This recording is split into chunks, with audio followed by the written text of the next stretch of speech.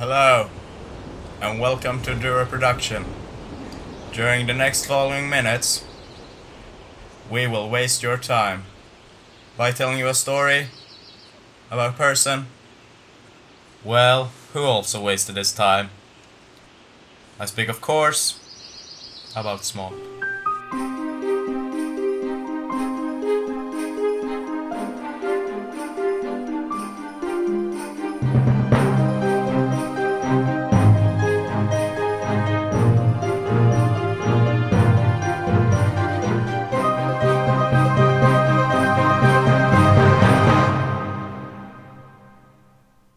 We begin our journey by speaking with our expert researcher who has spent his entire life researching Smap's history.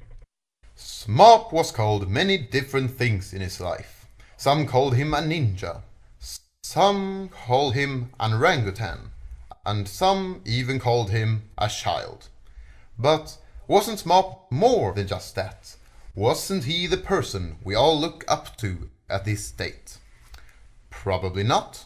But is he really worth making a documentary for? No.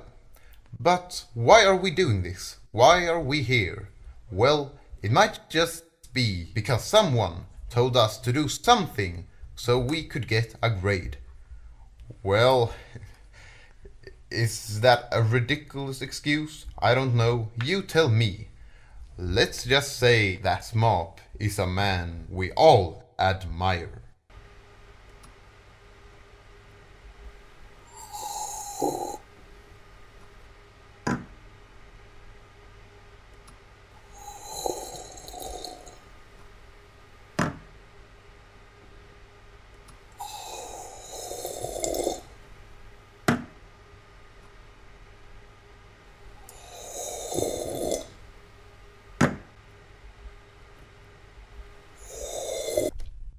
Was Smap really an orangutan? We can only really find out by asking his old childhood friend.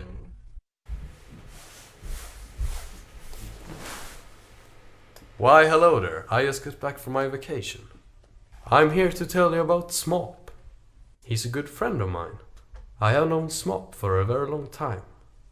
He was a rebellious young man. Sometimes he wore a green hat. One thing about Smap is he always liked odd food. Like marshmallows and cat food. These clothes are getting a bit warm. I will go shave.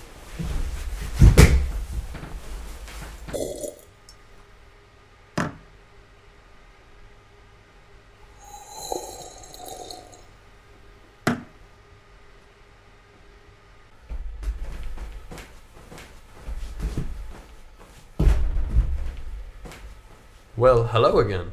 As I said before, Smap was a rebellious young man. When he was a young kid, he used to do pranks on his neighbors. He used to put dog poop on others' doorbells. But after all, he was one of the most harmless persons I've ever known. Once he robbed a bank, but then he got caught.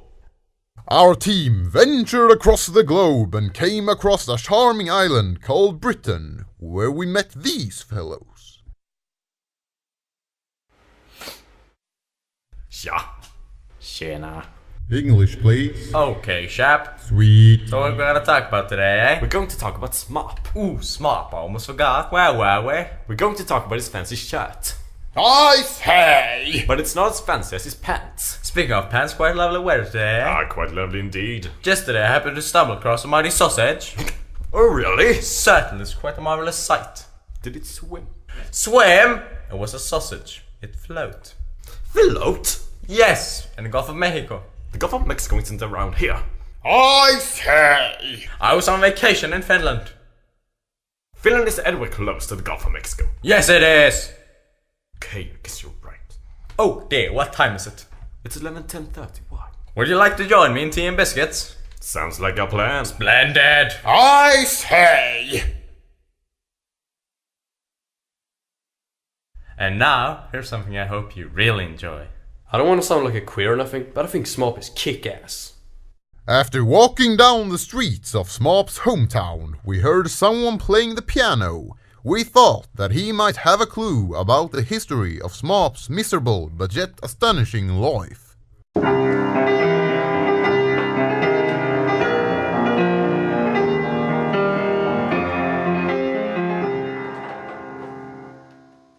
Greetings.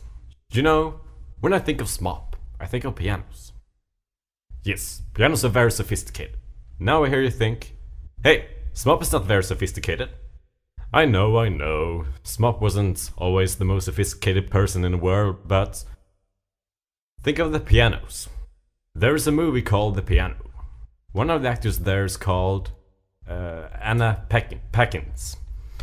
She's from New Zealand, where they also made the movie The Lord of the Rings.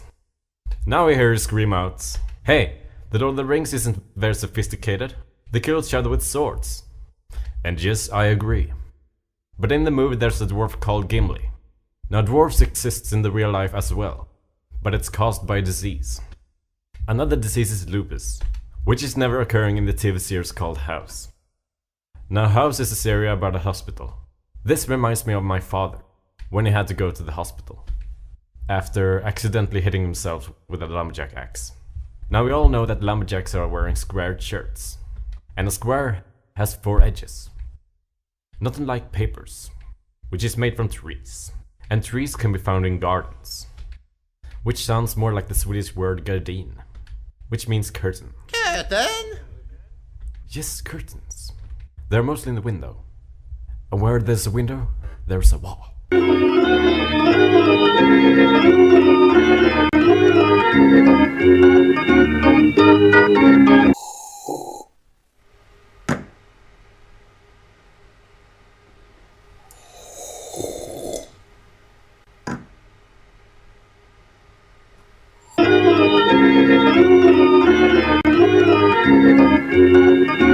So, what have we learned today?